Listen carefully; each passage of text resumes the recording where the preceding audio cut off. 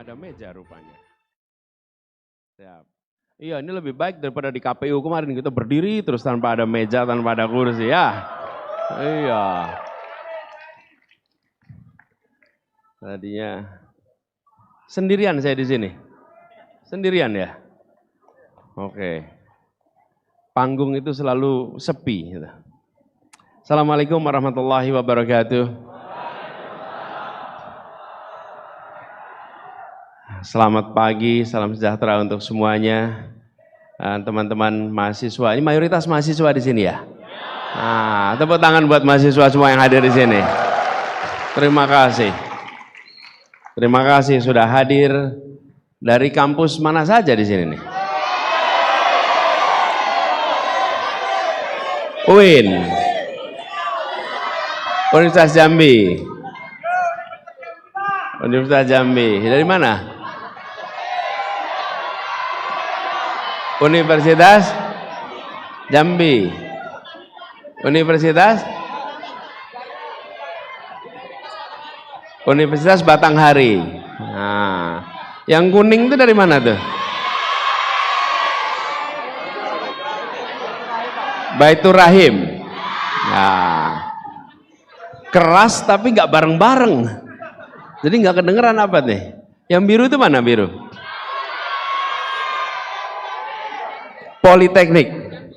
Politeknik Jambi. Ya, mana lagi nih yang belum kesebut? Dari Darul Ulum, Saro Langun. Oke. Anda sendirian? Sendirian. Oke. Baik, teman-teman sekalian. Ya, pokoknya semua saja. Walau tak tersebut namanya lewat mikrofon, insya Allah tercatat kehadirannya dalam catatan perjuangan adik-adik semua ya. Adik-adik, teman-teman yang saya hormati, saya senang sekali bisa tiba kembali di Jambi. Alhamdulillah, sengaja saya pakai kaos tulisannya Jambi ini. Biar semua yang lihat tahu ini lagi di Jambi, bukan tempat lain ya. Nah, kami hadir ke sini ingin berdialog dengan teman-teman semua, ingin mendengar ceritanya. Tapi sebelum itu dimulai, saya ingin sampaikan terima kasih pada panitia yang sudah menyiapkan acara ini. Beri tepuk tangan buat teman-teman panitianya. Tadi saya ditemani oleh yang sudah memberikan sambutan tadi, Pak Jazilul Fawaid, Wakil Ketua PKB dari Jakarta, sekaligus Wakil Ketua MPR RI, beliau ini ya. Dan tadi juga Bang Iben ini, Bang Iben Rifa ini asal dari Jambi, alhamdulillah sekarang menjadi salah satu pengusaha sukses di Jakarta. Dan kami minta beliau membantu di tim sebagai deputi pengusaha di timnas kita. Kemudian saya ingin menyapa khusus kepada Ketua TPD Jambi, Pak Syarif Fasha. Mana Pak Syarif Fasha? Oke, Pak Syarif Fasha. Makasih. Dan seluruh jajaran partai di sini, ada Nasdem, ada PKS, ada PKB, dan juga teman-teman semuanya. Oh, ternyata nama kampusnya sudah ada di sini. Ya, saya sebut aja ya. Tapi udah ada disebut semua ya tadi ya. Udah. Oh, belum. Nanti saya sebut ada yang kelewatan. Universitas Adibangsa, kemudian Universitas Jambi, Politeknik Jambi, Stikes Baitur Rahim Jambi, UIN STS Jambi, STAI Darul Ulum Sarulangun yang tadi ya. Wah, ini sendiri tapi mantap suaranya. IAI Nusantara Batanghari. Kenapa sih kalau dipanggil gitu? Hah? Kalau amin nanti gimana gitu ya? Ya. Dan kemudian itu tata-tatanya serta teman-teman mahasiswa semua, pemuda masyarakat Jambi yang mungkin namanya tak tersebut di sini. Saya ingin sampaikan terima kasih karena teman-teman memilih untuk hadir. Ini harian kuliah, pasti teman-teman juga punya kegiatan perkuliahan dan memilih hadir ke sini. Saya pertama ingin sampaikan terima kasih yang sebesar-besarnya. Oke. Kemudian yang kedua, ini adalah sebuah acara yang diberi nama, apa tadi namanya? Tanyo Bang Anies. Saya malah pengennya dibalik, Anies Tanyo mahasiswa Jambi. Iya, saya kesini pengen tanya, apa yang mahasiswa Jambi pikirkan untuk Indonesia supaya lebih baik? Apa yang mahasiswa Jambi pikirkan supaya Jambi bisa lebih baik? Betul tidak? Tentu kita nanti bisa berdialog, kita bisa berdiskusi. Tapi saya ingin bukan sekedar mendengar pertanyaan. Saya ingin mendengar pikiran. Anak-anak muda memikirkan masa depan. Anak-anak muda pemilik masa depan. Pemilik masa depan. Sehingga teman-teman pasti punya bacaan atas kondisi sekarang. Dan apa yang harus dikerjakan. Saya sedang menjadi calon bersama dengan Gus Imin. Dan juga ada 2 pasang lainnya.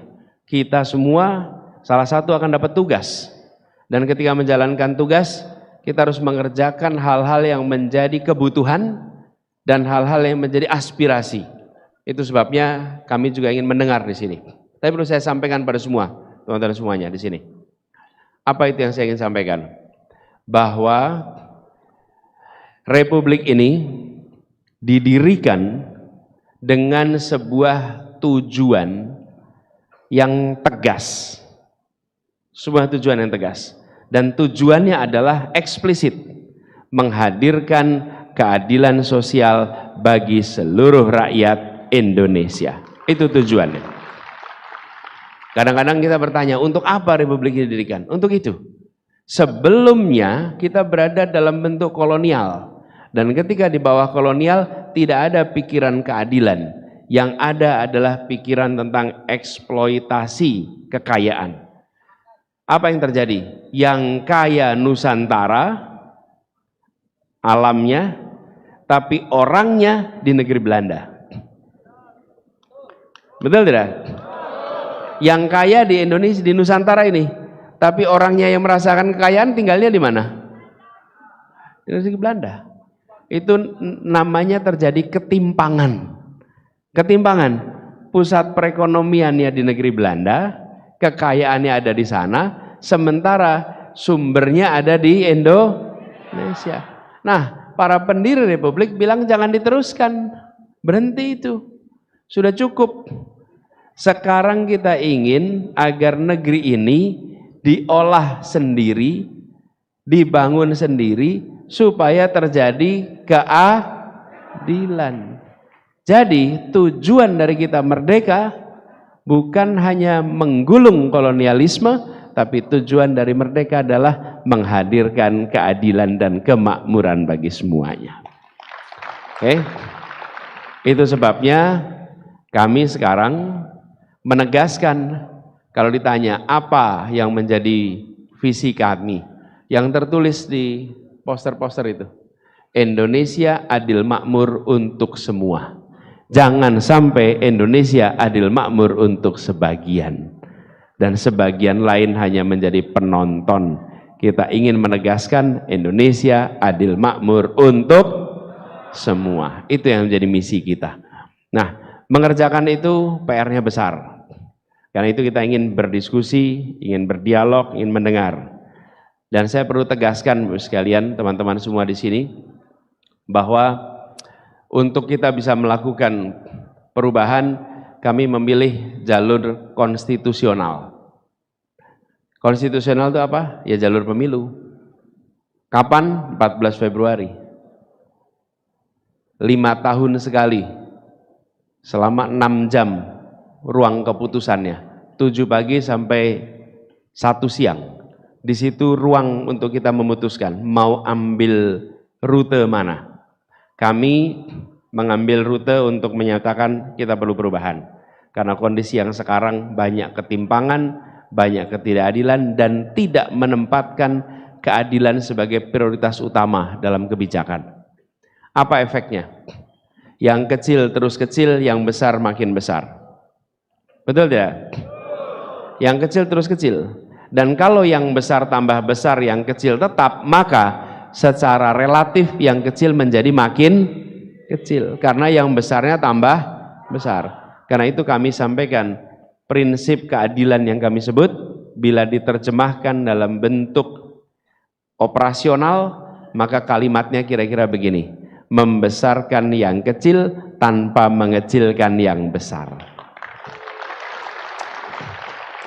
No.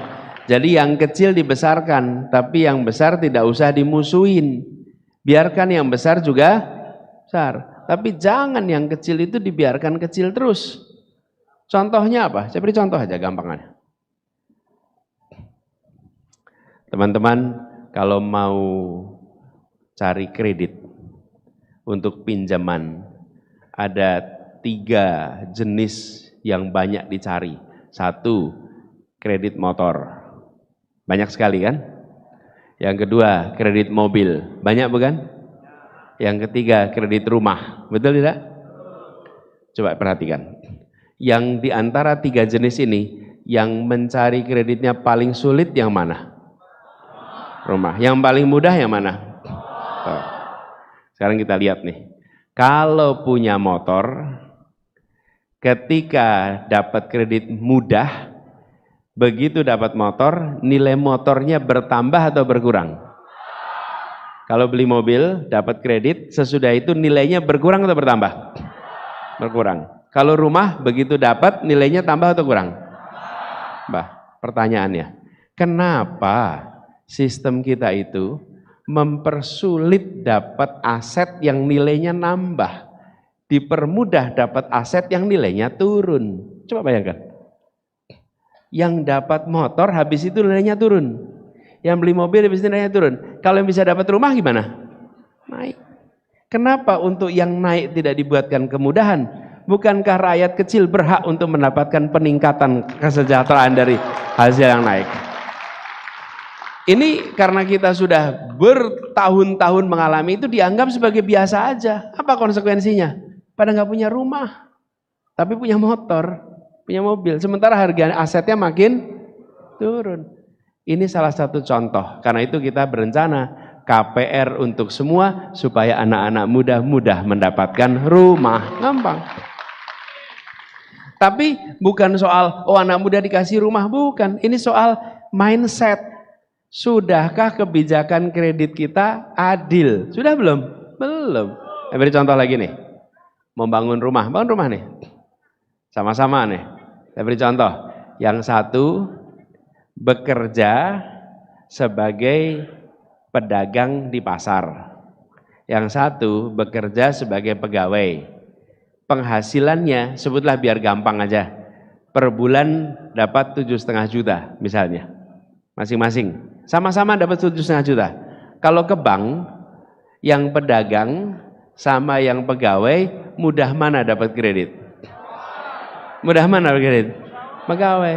Kalau yang pedagang gampang nggak dapat kredit? Susah. Kenapa? Ya pokoknya aturan, bukan? Aturan, bukan? Bayangkan kalau Anda jadi seniman, bayangkan kalau Anda jadi budayawan, gimana cari kredit coba? Lah seniman budayawan bukan pegawai.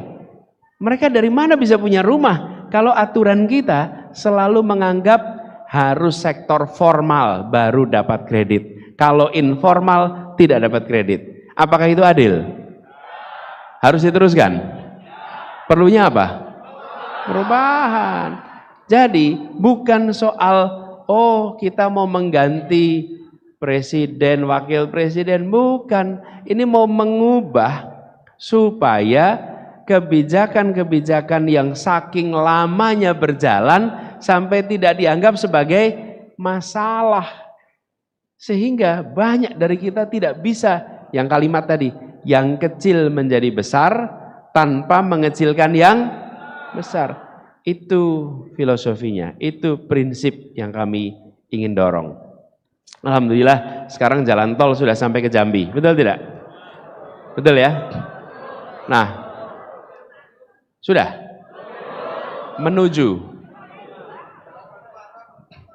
Nah, nanti saya cerita sedikit. Nanti saya pengen ceritanya tuh. Di mana-mana semua orang bilang tentang jalan batu bara. Nanti kita pengen dengar. Saya beri contoh nih. Bangun jalan tol. Jalan tol ini lebarnya kalau dibebaskan tanahnya kira-kira 80 sampai 100 meter. Dibebaskan. Dibebaskan itu artinya dibeli oleh investor. Karena jalan tol itu yang membangun adalah investor. Nanti Bapak Ibu menggunakan jalan membayar pada investor. Gitu kira-kira. Nah, apa yang terjadi? Jalan itu dijual, tanah itu dijual, dibeli oleh investor.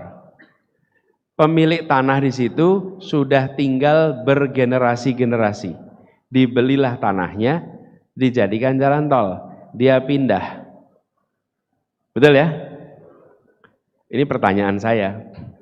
Bolehkah rakyat yang punya tanah di situ bukan cuma dijual tanahnya, bukan cuma dibeli tanahnya, tapi rakyat di situ punya proporsi saham di jalan tol sesuai dengan ukuran tanah yang dia miliki. Boleh tidak? Sehingga keuntungan dari jalan tol bukan hanya dinikmati oleh investor, tapi dinikmati juga oleh orang yang punya tanah. Boleh nggak itu? Boleh. Kenapa tidak dikerjakan? Karena tidak memasukkan pertanyaan sederhana ketika menyusun kebijakan.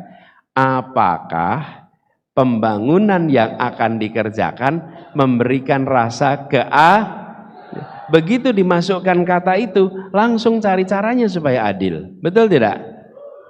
Nih di jalan tol, ada rest area tidak jalan tol itu? Ada. Pertanyaan. Tanahnya beli dari orang lama bukan? Yang punya tanah di situ. Pertanyaan saya, yang punya rest area orang mana ya? Investor, dari mana kira-kira? Ya dari Jakarta lah. Memangnya dari Jambi? Dari Sumatera Selatan? Tidak. Orang investor dari Jakarta beli tanahnya, jadilah rest. Udah setelah dijual, kira-kira gimana perasaan orang yang menjual tanah itu? Kemudian ketika lihat ribuan mobil berhenti tiap bulan di situ. Belanja di situ, makan di situ. Apa yang terjadi? Coba dulu saya yang punya, saya bikin sendiri. Betul tidak?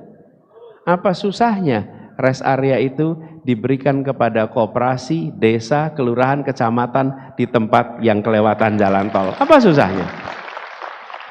Sehingga ketika ribuan orang mampir ke situ tiap bulan, pendapatannya bukan pergi ke Jakarta, pendapatannya dirasakan oleh yang sini. Jadi saya ingin sampaikan kata kuncinya keadilan. Nah, teman-teman di Jambi punya tantangan tersendiri. Tadi disebutkan oleh Bang Iben soal hilirisasi. Betul ya Bang Iben? Banyak produk-produk yang dihasilkan di sini tapi keluar sebagai bahan mentah. Harus dilakukan hilirisasi supaya hasilnya menjadi berkeadilan, supaya manfaatnya bukan hanya dirasakan yang luar Jambi. Nah, teman-teman, itu pengantar aja dulu dari saya. Kami berharap bisa mendengar pandangan dan bisa berdiskusi bersama dengan teman-teman. Ada moderatornya nggak di sini atau langsung Anda? Kalau boleh Anda bantu saya untuk berdiskusi ya. Baik, terima izin kasih. Bang Anies. Assalamualaikum warahmatullahi wabarakatuh. Teman-teman semua boleh kita beri tepuk tangan untuk Bang Anies Baswedan. Izin sebelumnya Bang Anies, kalau misalnya di Jawa Barat ada Akang, kalau di Lampung ada namanya Kiai, kalau di Jambi hari ini kita panggil Bang Anies. Setuju teman-teman? Baiklah, hari ini tentunya Jo, Baik, kita akan membuka pertanyaan sesi yang pertama.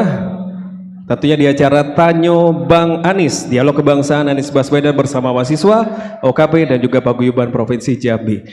Kami persilakan kepada rekan-rekan mahasiswa. Mungkin kita akan pertama ke sebelah Pani, silakan. kiri terlebih dahulu, silakan. Yang kotak-kotak biru boleh berdiri. Silakan untuk pertanyaan singkat saja, langsung ke poinnya. Cek, cek. Bismillahirrahmanirrahim. Assalamualaikum warahmatullahi wabarakatuh. Waalaikumsalam. Mohon izin, Bang Anies. Saya Rizky Wahyu Ramadan dari Poltekkes Kemenkes Jambi, mahasiswa yang berada di bawah Kementerian Kesehatan langsung. Yang ingin saya tanyakan jelas ini perihal kesehatan.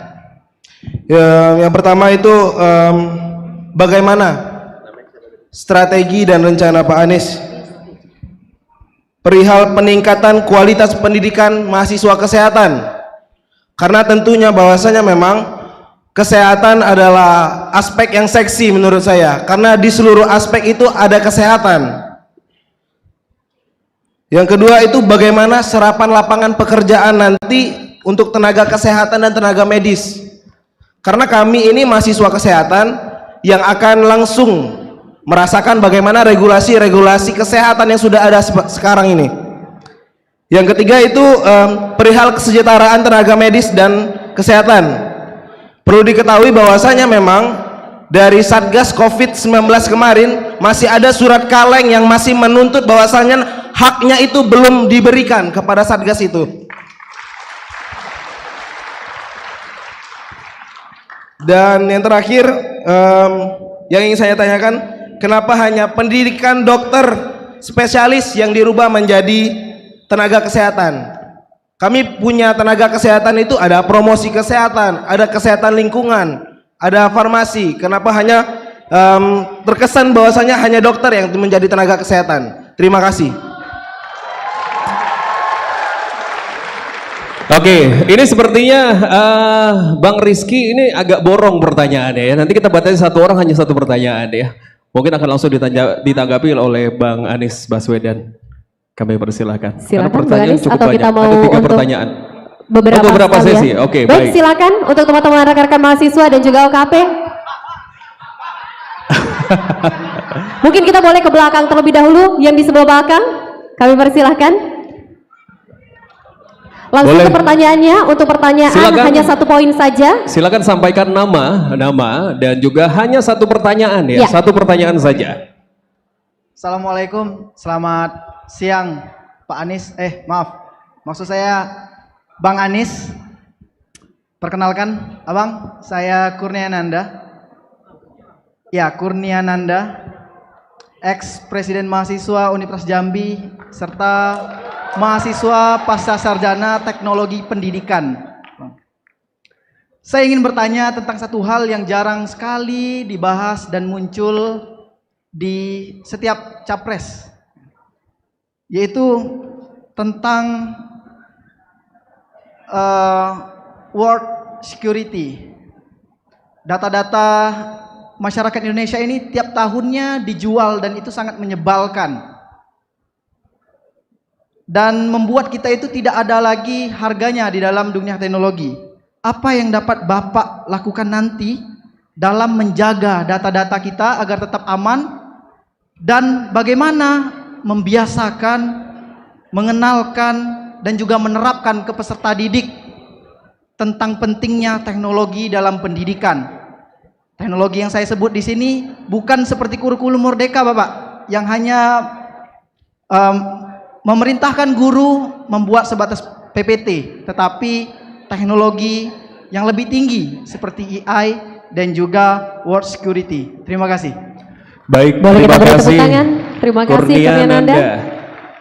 Mungkin Bagaimana? kita akan buka untuk 1 penanya terakhir. Belakang kayak belakang deh, Pan. Iya. Yang biru-biru yang rame banget tuh kayaknya. Iya Pak. Kita ke sebelah sini. Silakan yang jaket biru, Nevi.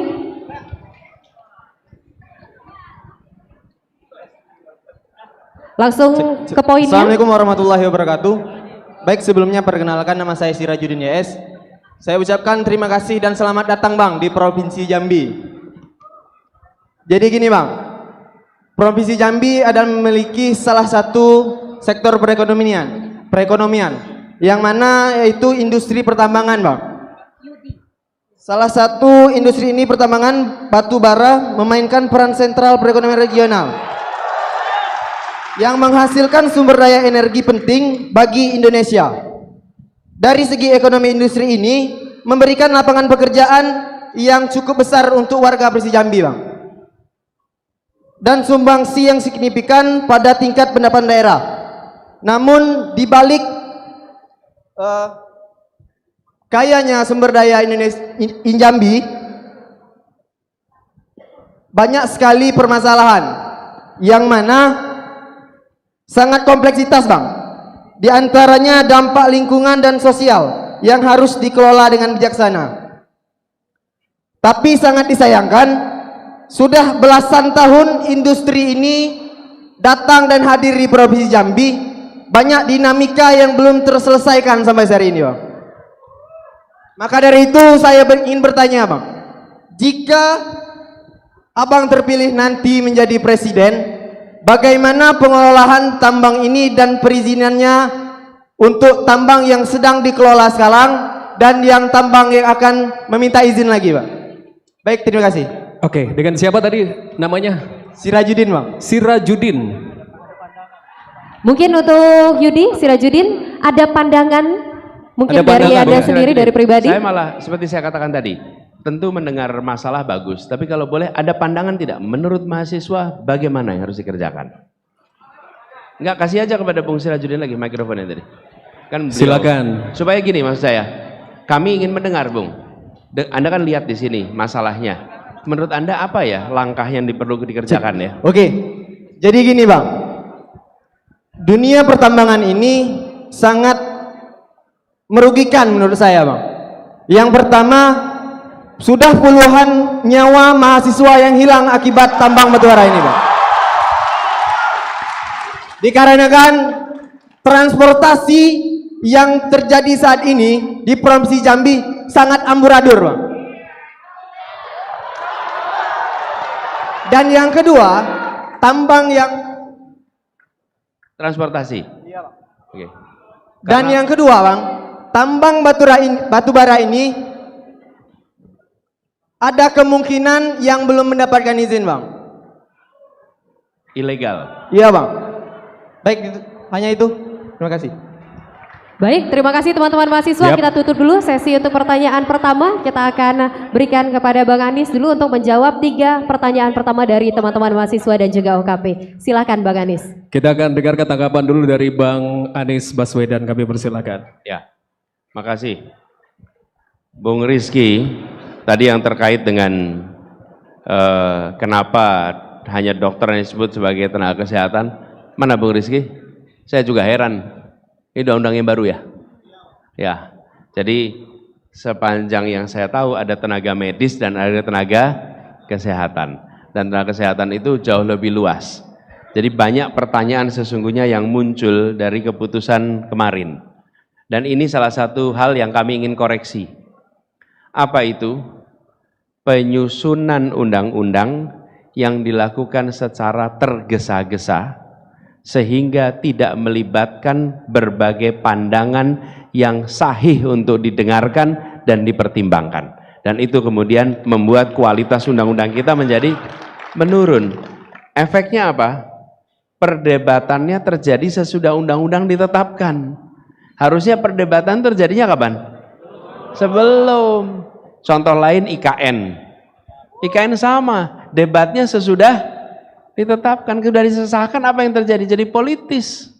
Kalau kritis dianggap anti pemerintah, kalau pro setuju dianggap pro pemerintah. Hanya karena sudah ditetapkan sebelum dibahas dengan lengkap. Ini salah satu agenda perubahan yang ingin kita kerjakan ke depan. Kualitas undang-undang kita lebih baik. Kemudian tadi gini tentang peningkatan secara umum bukan hanya di bidang kesehatan. Pendidikan yang sifatnya aplikasi itu harus dekat dengan sektor di mana itu dipraktekkan. Kalau di dalam kesehatan ada istilahnya tacit knowledge. Tacit knowledge itu ilmu yang dipelajari dengan praktek dan perlu interaksi antara mentor dengan yang belajar. Itu tacit knowledge itu tidak bisa hanya dipelajari di atas kertas. Misalnya Anda mau belajar dari perawat yang membantu dokter bedah, nggak mungkin Anda belajar hanya di atas buku. Bisa nggak di atas buku? Nggak bisa. Anda harus masuk ke ruang operasi, Anda harus mengikuti prosesnya sehingga Anda punya. Nah, yang begini itu harus dikerjakan bersama. Tapi itu bukan hanya di sektor kesehatan, di sektor engineering begitu, di sektor kuliner begitu. Banyak sektor yang sifatnya pendidikan aplikatif itu harus bekerja bersama. Nah, ini harus diberikan insentif supaya dunia usaha yang berada di bidang itu mau membuka diri agar peserta didik bisa praktek di tempat mereka. Negara yang harus memberikan supaya mereka mau membuka diri. Karena kalau tidak, teman-teman akan kesulitan mendapatkannya. Lalu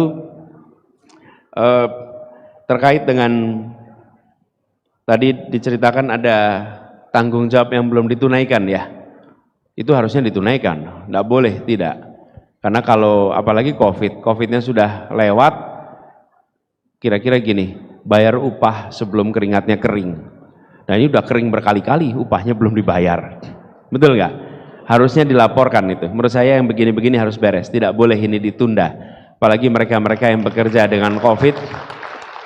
Teman-teman, saya boleh sampaikan di sini, saya diberikan kesempatan oleh Allah untuk menghadapi ujian yang cukup besar.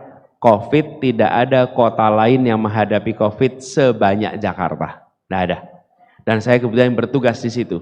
Jadi saya menyaksikan dari dekat, siapapun yang bekerja menangani urusan COVID, dia berurusan dengan risiko yang cukup besar. Kalau yang dari jauh itu cuma dengar laporan. Tapi kalau yang bekerja sehari-hari itu tahu persis risikonya sangat besar. Jadi ini harus dibereskan, tidak ada pengecualian. Kemudian soal lapangan pekerjaan, saya melihat begini, di bidang kesehatan ini permintaan akan makin hari makin meningkat. Bersamaan dengan kesejahteraan meningkat, fasilitas pendidikan, fasilitas kesehatan itu pasti akan meningkat juga. Sehingga kebutuhan tenaga kerja akan meningkat. Nah, yang diperlukan adalah data antara kebutuhan dan pendidikan serta lulusannya. Saya melihat ke depan disiapkan semacam pusat clearing house yang membutuhkan bisa melaporkan, yang lulus bisa mendapatkan informasi tentang lapangan pekerjaan di dunia kesehatan, gitu ya. Bung Kurnia, soal teknologi pendidikan, ya. Saya setuju sekali soal ini. Hari ini pendidikan kita itu unik. Anak kita abad 21. Gurunya abad 20. Sekolahnya abad 19. Ya, coba Anda lihat. Cara ngatur ruang kelasnya, cara ngatur kelas abad 19. Gurunya abad 20. Anaknya abad 21. Jadi gap. Nah, siapa yang harus paling banyak belajar di sini? Gurunya. Gurunya yang harus belajar sehingga walaupun ruangannya settingnya abad 19, tapi dia harus bisa mengajar dengan pendidikan pendekatan abad 21 dan harus pakai teknologi. Jadi apa yang Anda sampaikan itu benar. Nah, yang kedua, jangan kita menerapkan teknologi saja. Saya usul nih. Apalagi untuk Indonesia. Kenapa? Jangan kita ikut-ikutan gaya mengambil keputusan beberapa pihak yang menganggap Indonesia itu sama semua. Sama semua. Sehingga teknologi apa yang digunakan sangat ditentukan dengan kebutuhan yang ada di tempat tersebut. Karena itu saya sering sampaikan, tujuannya bukan menerapkan teknologi, tujuannya memanfaatkan teknologi untuk membangun potensi anak. Jadi tujuannya mengembangkan potensinya, pakai teknologi. Kalau kita berpikir menerapkan, ya kita terapkan saja. Yang penting teknologi sudah diterapkan. Itu beda sekali cara pandangnya. Nah, kemudian soal data security, ini PR besar. KPU saja kemarin bobol datanya. Ini PR di kita, bukan hanya di dalam bidang pendidikan, tapi di semua bidang harus ada keseriusan untuk menangani soal security data. Mudah-mudahan nanti Bung Kurnia bisa ikut terlibat langsung untuk ngurusin security data, ya. Makasih.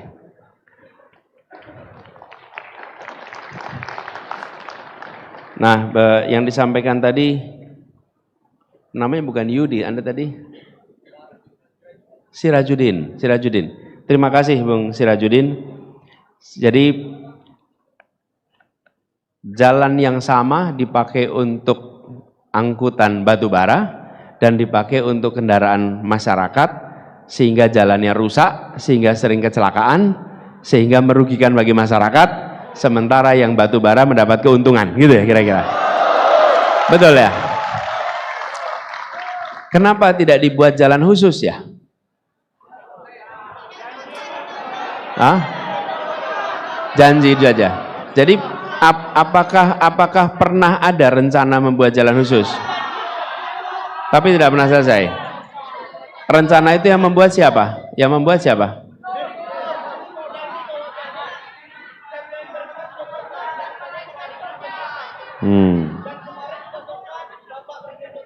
Bentar. Kasih mikrofon coba. Jadi saya pengen dengar.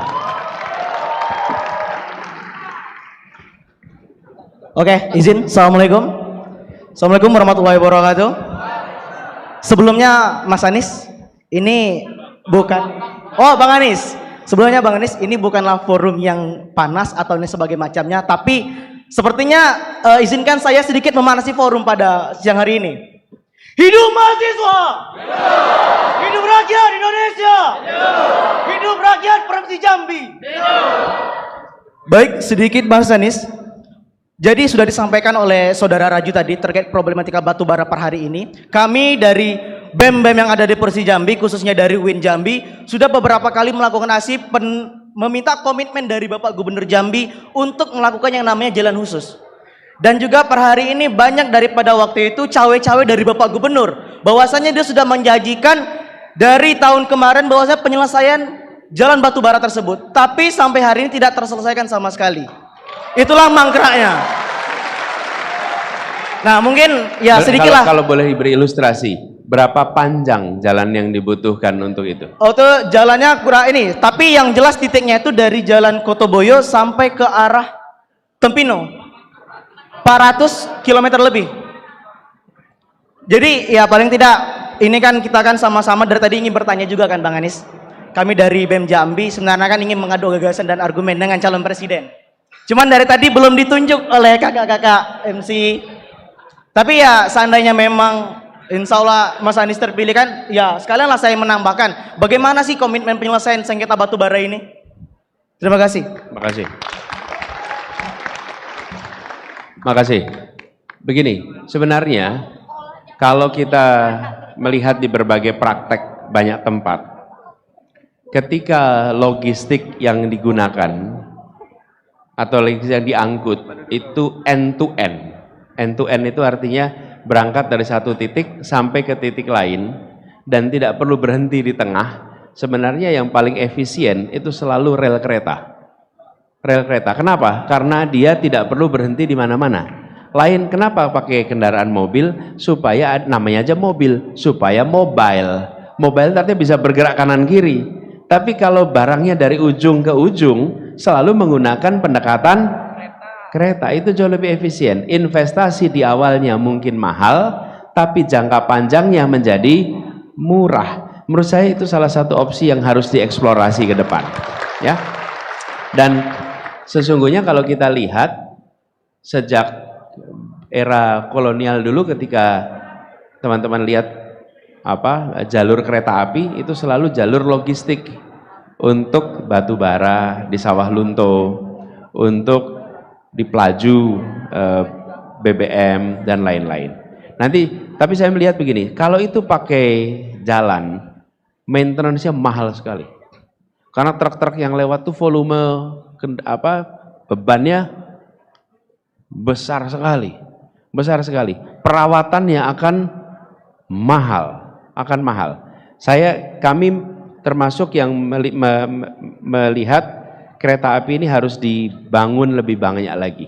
Supaya jalur-jalur yang sifatnya itu end to end kebutuhannya itu bisa menggunakan kereta api. Dan insya Allah itu jauh lebih efisien. Kita coba explore opsi itu ke depan ya.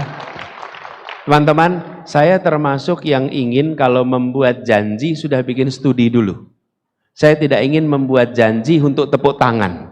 Saya ingin membuat janji untuk bisa dilaksanakan. Itu berbeda sekali. Supaya bisa terlaksana. Jadi, tapi saya mendengar soal itu. Lalu yang kedua, soal tambang ilegal. Semua yang ilegal harus kena sanksi, harus kena hukuman, dan tidak boleh dibiarkan. Kalau Anda melakukan sesuatu yang ilegal dan dibiarkan, maka itu menular. Dan yang paling rugi siapa kalau ada ilegal itu? Masyarakat dan negara yang paling rugi. Kan pendapatannya tidak masuk juga ke negara, bukan? Karena ilegal. Nah, praktek-praktek seperti ini yang harus dibersihkan. Dan kita hari ini menyaksikan negara kita banyak sekali korupsi di aspek penerimaan. Sementara perhatian di aspek penerimaan itu rendah. Korupsi yang dibicarakan biasanya korupsi aspek pengeluaran.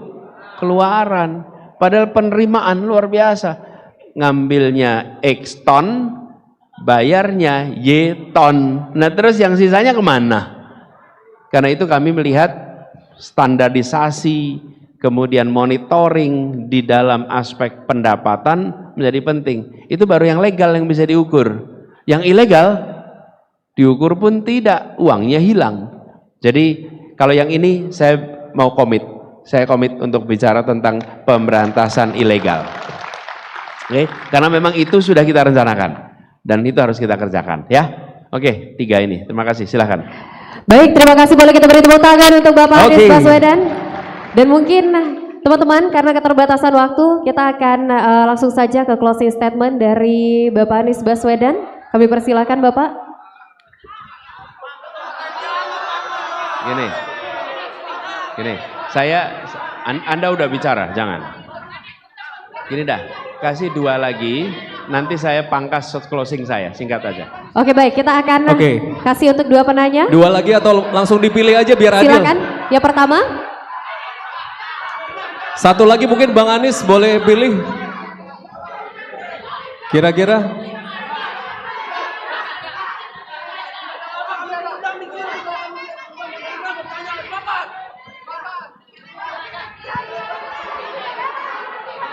Sebentar. Teman-teman kondusif, kalau tidak kondusif kita tidak akan lanjutkan diskusi hari ini. Kalau nggak kondusif nggak kita lanjutin. Mohon untuk kondusif. Sebentar. Kita sama-sama tertib. Sebentar. Setuju, sepakat, kita sama-sama tertib teman-teman. Oke, tadi kan sebelah sini sudah ya. Sebelah sini sudah. Kita lanjut mungkin yang sebelah sini. Sudah ya kan. Sini yang belum. Ya, kami persilakan yang baju putih boleh. Oke. Silakan ke poin pertanyaannya. Cek. Assalamualaikum warahmatullahi wabarakatuh. Terima kasih atas kesempatannya. Perkenalkan saya Doni Anggara dari Sarulangun, Pak. Doni, Pak. Doni. Dari komunitas remaja peduli sesama, Pak. Jujur, Pak, saya grogi sekali karena bukan karena ramai, tapi karena aura presiden Bapak itu kuat sekali, Pak. Kemudian saya tidak banyak bertanya, saya mungkin nanti singkat saja Pak. Ini terkait isu lokal, isu daerah, yang mana ini juga masuk dalam visi misi Bapak terkait pemerataan infrastruktur Pak ya di setiap daerah. Jadi Pak, sebenarnya Jambi ini tidak kalah dari daerah-daerah lain di Sumatera Pak, soal pariwisata. Pariwisatanya sudah kelas dunia Pak. Kita di Jambi punya Candi Moro Jambi Pak, yang termasuk dalam kawasan percandian terbesar di Asia Tenggara, Pak. Kemudian juga kita punya Gunung Kerinci, salah satu gunung tertinggi. Kemudian juga kita punya Geopark Merangin, Pak. Geopark Merangin yang masuk dalam UNESCO, Pak. UNESCO Global Geopark. Tapi yang jadi masalah adalah, Pak, karena itu kan sudah kelas dunia semua, Pak, pariwisata kita Jambi. Tapi kita masih kalah dalam hal soal wisatawan, Pak. Wisatawan asing. Saya pikir masalahnya adalah soal akses, Pak. Kebanyakan wisatawan-wisatawan asing itu langsung kalau mau ke Sumatera itu lewat Padang dulu, karena bandara internasional di sana. Mau ke Kerinci lewat Padang dulu, lewat Sumsel dulu. Nah di Jambi akses itu kurang, Pak. Terutama akses transportasi, Pak. Mungkin ke depan akses transportasi itu dibangun di Jambi, terutama bandara internasional, Pak, kalau bisa di Jambi. Langsung ke pertanyaan, supaya nanti, silakan. Bisa membantu perekonomian, terutama dalam hal pariwisata di Jambi, Pak. Terima kasih.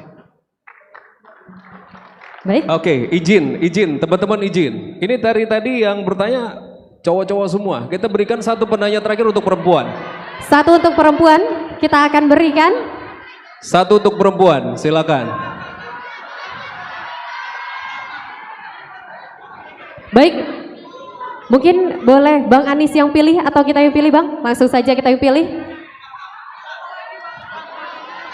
Silakan, Bani. Silakan.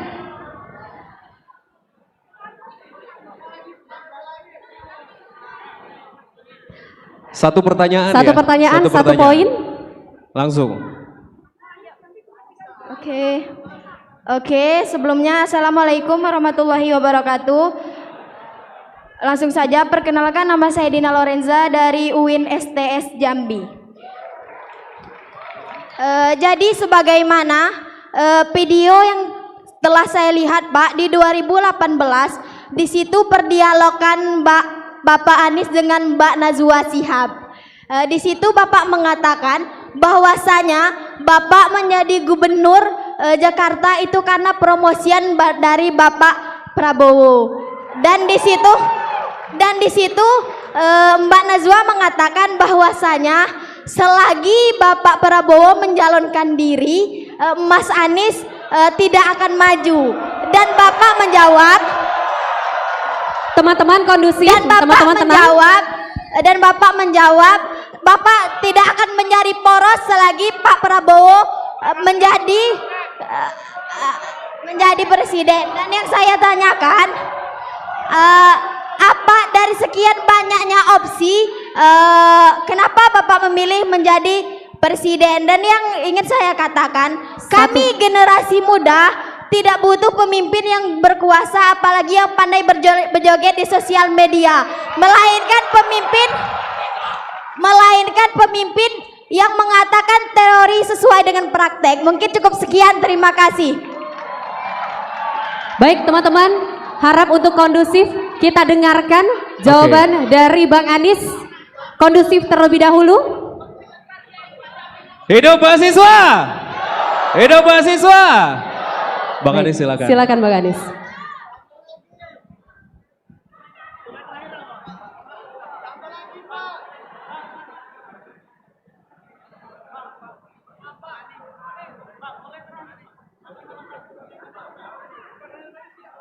Gini, teman-teman, ini teman-teman sekalian, kita senang sekali bahwa teman-teman punya aspirasi yang banyak, punya pikiran yang banyak. Itu artinya kita tidak diam.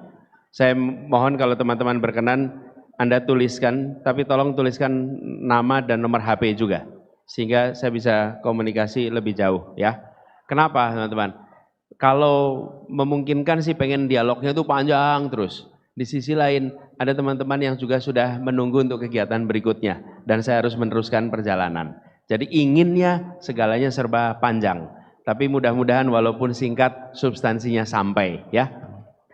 Bung Doni, tentang pariwisata yang potensinya besar tetapi belum tumbuh. Nah begini, potensi pariwisata yang besar itu harus ditopang dengan fasilitas pendukung.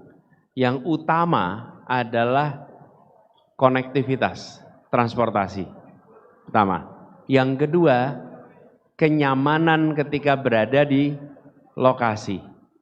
fasilitas di lokasinya itu harus membuat yang berlibur tidak repot, tapi betul-betul bisa berlibur sesuai dengan keinginan mereka.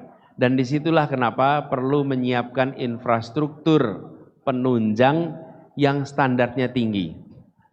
Yang ketiga, perlu ada pekerja pariwisata yang melayani dengan standar pengunjung, bukan standar tuan rumah. Ini beda ya. Pengunjungnya datang dengan standar pelayanan yang mereka pernah alami di tempat-tempat lain, lalu datang ke tempat pariwisata yang baru, ternyata standar pelayanannya tuan rumah beda dengan tamu. Apa yang terjadi? Tamunya kecewa. Karena itu standar pelayanan harus tingkatkan, dan itu artinya kualitas pelayanan dan orang-orang yang bekerja harus ditingkatkan standarnya. Jadi dalam jangka pendek infrastruktur, dalam jangka menengah vokasi dan pelatihan supaya pelayanan akan bisa setara. Sesudah itu pemerintah harus bekerja bersama swasta, membantu swasta mempromosikan. Karena kalau pemerintah yang mempromosikan biasanya cuma jadi pameran-pameran aja tuh di kanan kiri. Kita perlu justru swasta yang promosikan, tapi pemerintah yang membantu memfasilitasi, gitu ya, Nani ya. Oke. Kemudian yang terakhir dari Dina tadi. Dina ya namanya ya? Iya. Jadi Dina, saya pernah sampaikan, dan itu sudah dijawab berkali-kali. Sudah jawab berkali-kali. Tapi nggak apa-apa. Nggak apa-apa. Enggak, berhak untuk saya jawab. Jadi pada waktu itu selesai pilkada di 2017, kami sampaikan bahwa saya akan fokus di Jakarta 5 tahun. Kan fokus di Jakarta 5 tahun. Kalau ada undangan apapun, saya tidak mau terlibat. Bahkan di tahun 2018, saya diundang oleh beliau untuk menjadi calon wakil presiden, dan saya sampaikan saya komit pada warga Jakarta untuk berada di Jakarta 5 tahun. Itu janjinya. Dan pada saat yang bersamaan saya juga diminta oleh yang lain.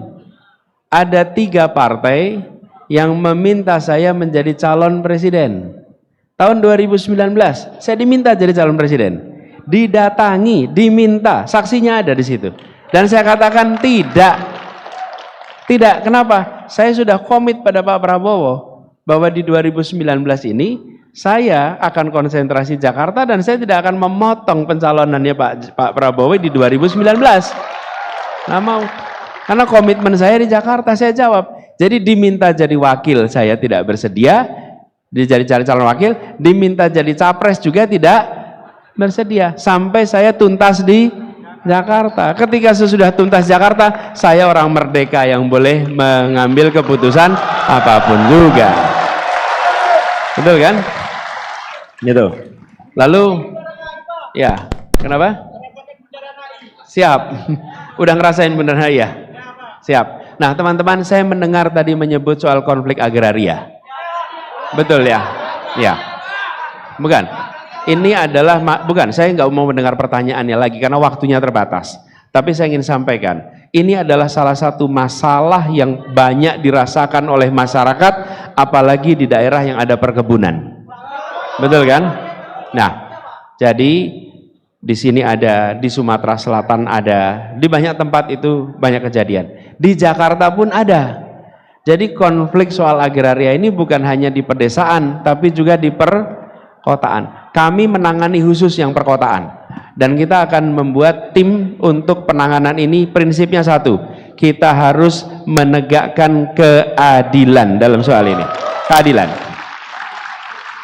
Saya pernah ditanya, saya lupa di Lampung atau di mana, ditanya, Pak Anies apa berani melawan oligarki? Terus saya jawab, saya tidak pernah berencana melawan siapapun. Saya berencana melawan apa? Melawan ketidakadilan. Itu yang akan saya hadapi. Jadi bukan siapanya, tapi apanya. Karena kalau siapanya, repot kita. Nanti jadinya benci kita pada siapa. Betul tidak? Yang kita tidak sukai adalah ketidakadilan. Yang dilawan adalah ketidakadilan. Itu yang harus kita hadapi, itu yang kita berantas. Betul ya? Nah, jadi siapapun yang mempraktekkan ketidakadilan, kita hadapi sama-sama. Oke? Gitu kira-kira teman-teman. Jadi saya nanti akan bercatat. Tadi beberapa yang itu tolong dituliskan aja dulu. Ya? Ya, termasuk tadi orang dalam itu. Oke? Karena itu merusak tatanan Republik ini. Bukan hanya dalam urusan swasta, teman-teman. Promosi pegawai negeri. Siapa menjadi kepala, siapa menjadi, betul tidak? Itu banyak sekali yang tidak pakai meritokrasi. Nanti lama-lama kuliah nilai juga pakai orang dalam, repot kita. Ya, weh, PR kita banyak. Teman-teman sekalian, izinkan saya mengakhiri dengan menyampaikan pada semuanya, teman-teman. Teman-teman, masalah di Republik ini banyak.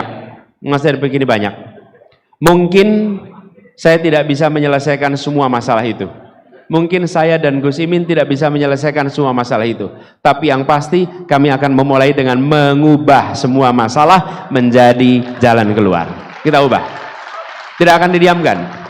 Mungkin sebagian perlu waktu, tapi kami tidak akan diam dan tidak akan melanjutkan. Yang pasti kita akan lakukan itu. Lalu teman-teman sekalian, saya tidak minta Anda untuk mendukung saya. Saya tidak minta Anda untuk menyukai saya, tidak minta. Terserah, teman-teman silahkan pilih. Saya tidak minta, tapi yang saya akan minta cuma satu. Dua sebetulnya. Satu, saya minta Anda jangan menyia-nyiakan hak pilih Anda. Itu nomor satu. Jangan disia-siakan. Karena Anda tidak memilih, kalaupun 60% di ruangan ini tidak memilih, yang memilih hanya 40%, tetap diambil keputusan berdasarkan yang 40%. Yang 60% itu hanya mubadir begitu saja. Jadi jangan sia-siakan. Yang satu. Yang kedua, saya meminta Anda menjadi orang yang rasional. Rasional. Rasional itu artinya apa? Menggunakan rasio. Rasio itu artinya perbandingan. Perbandingan. Bandingkan. Kalau memang menurut Anda mata itu penting, ya bandingkan aja matanya satu sama lain. Kalau menurut Anda soal fisik itu penting, bandingkan aja fisiknya. Kalau menurut Anda yang penting itu latar belakangnya, bandingkan latar belakangnya. Bebas, tidak ada larangan Anda membandingkan faktor apapun juga. Kalau menurut Anda faktor apalagi ya, bentuk rambutnya, boleh. Tidak ada larangan, yang penting dibandingkan. Betul tidak? Boleh. Boleh. Boleh aja. Tidak ada larangan dan tidak ada keharusan membandingkan apanya, tapi bandingkan, oke? Bandingkan. Nah, kalau saya usul, bandingkan rekam jejaknya, bandingkan rekam karyanya, bandingkan rekam prestasinya, karena Anda sedang memilih orang untuk memegang kewenangan. Apa tugas terpenting dari pemegang kewenangan? Mengambil keputusan. Dia akan mengambil keputusan. Dan ketika mengambil keputusan, Anda harus yakin bahwa keputusan yang dia ambil adalah keputusan yang untuk kepentingan semua, bukan kepentingan kelompok, bukan untuk kepentingan yang kecil. Bismillah, insya Allah Jambi mahasiswanya pemilih rasional semua. Terima kasih semuanya. Terima kasih kesempatan ngobrolnya, dialognya. Salam hangat buat semua dan terima kasih sudah memilih hadir. Anda bisa menceritakan pada diri sendiri bahwa di saat Indonesia di persimpangan jalan, Anda bukan penonton, Anda menjadi bagian yang memilih untuk melakukan perubahan. Makasih. Assalamualaikum warahmatullahi wabarakatuh.